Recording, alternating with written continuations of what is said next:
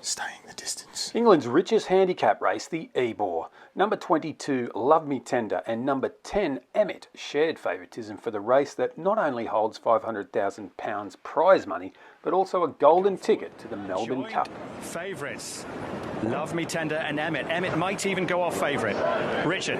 Burdett Road goes in, with they can side and get racing early, and trying to do so will be interesting. Skybet Ebor, mile 6, and they're off. The big handicap of the week. Little adjusting. Mr. Hollywood, Beylerbeyi goes back. Moving forward, early Poetic Sound. Burdett Road closer to the running rail, and prominent early on is Love Me Tender. Spinning Wheel is another who is prominent in the early strides. Real Dream just drops in behind them.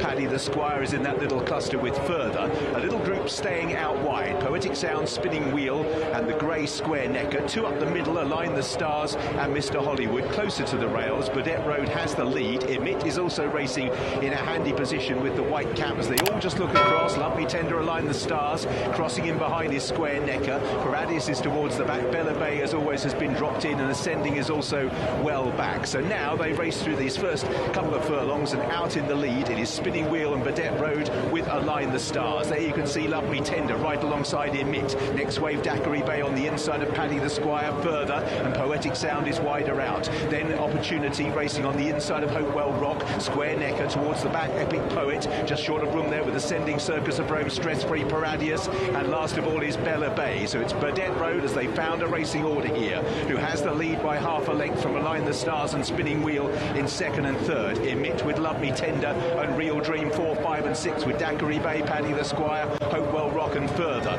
Racing in midfield, Opportunity just ahead at this stage of Class Leader, who's 2/3 of the way back on the inside of Square Necker with Tarriance in that group.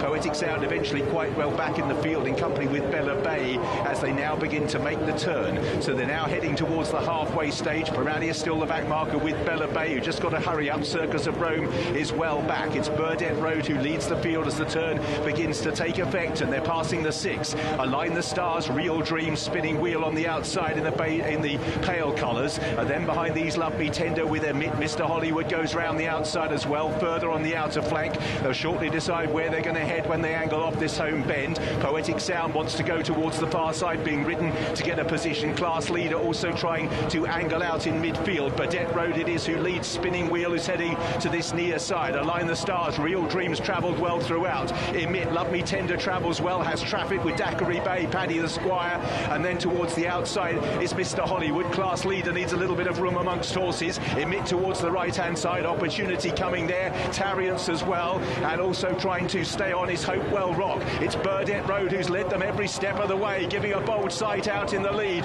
Opportunity under the big weight, then Tarriance, Daiquiri Bay, Beylerbeyi from well back is also staying on, as is Hopewell Rock. Wathnan hit the front with Opportunity, Daiquiri Bay on the near side, and they've got two chances here with Hopewell Rock, but it's Daiquiri Bay, Hopewell Rock, Opportunity, then Ascending as they head inside the last. Daiquiri Bay, the gold cap in the centre, Hopewell Rock, Opportunity the far side, Daiquiri Bay and Hopewell Rock. Daiquiri Bay maybe just from Hopewell Rock. Opportunity Ascending, Beylerbeyi, Stressfree. Behind those was Class Leader and Love Me Tender. Under the near side rail, Ross Orion on the... Daiquiri Bay wins for trainer Alan King and jockey Ross Orion. Daiquiri Bay is just 4 years old. He's had 4 wins from 11 starts, and before you go placing a Melbourne Cup futures bet, just keep in mind the trainer didn't sound too keen about travelling to Australia for the race.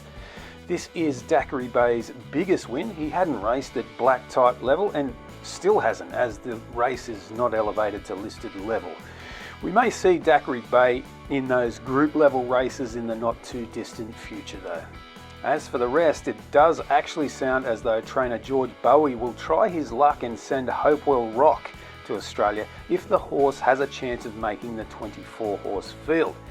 Personally, with a brief scan through previous year's order of entries, I would posit that if nominated, Hopewell Rock would land between 30 and 40 in the first order of entry, which will be published in mid-September. I'm basing that off the example of a horse called Night Sparkle, who was 37th in the original order of entry for the 2024 Melbourne Cup. She had a similar official rating, but had been placed in a Group 2 for fillies and mares. By the way, just a little news on Jeffrey Freer winner Wine Dark Sea. His official rating has been boosted to 113, so you can pencil him in for the 24-horse field in November. Stay tuned for the pre-Kerguelen Sunday night Australian time on the 23rd of August. Can't believe it, really. Thought passing the line we had, then I wasn't sure, but Jesus, tough horse, and great ride from Rosser. Blown away. I was going to say, it's a jumps trailer, but it's not Willie Mullins. But of course, you're predominantly flat these days. Well, I've still got plenty of jumpers as well. Okay. He'll make a nice hurdle, won't he? I don't think I better suggest that to the owners today. No, but maybe tomorrow morning. Well, we'll see. Yeah. It's smashing, you know. It's been the plan since Ascot.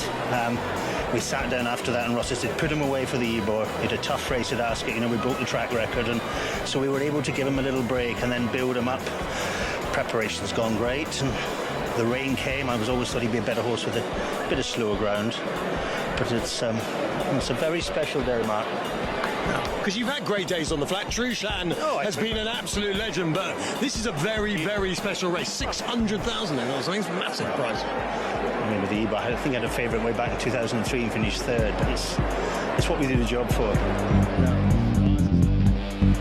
Alan has had zero hiccups with him, and the man's a genius. I mean, we plotted a course from this lad in April and hasn't missed a beat, and to Robin, who gallops him, he does all his work on him and all the yard, fair play to them. You know, we've rocked on to Ascot, we've rocked on to York, and we haven't missed. So all this hard work goes to everyone in the team in Beylerbeyi, and I was quietly confident, especially when you didn't talk about him this morning on ITV. I was delighted. She made us talk about it.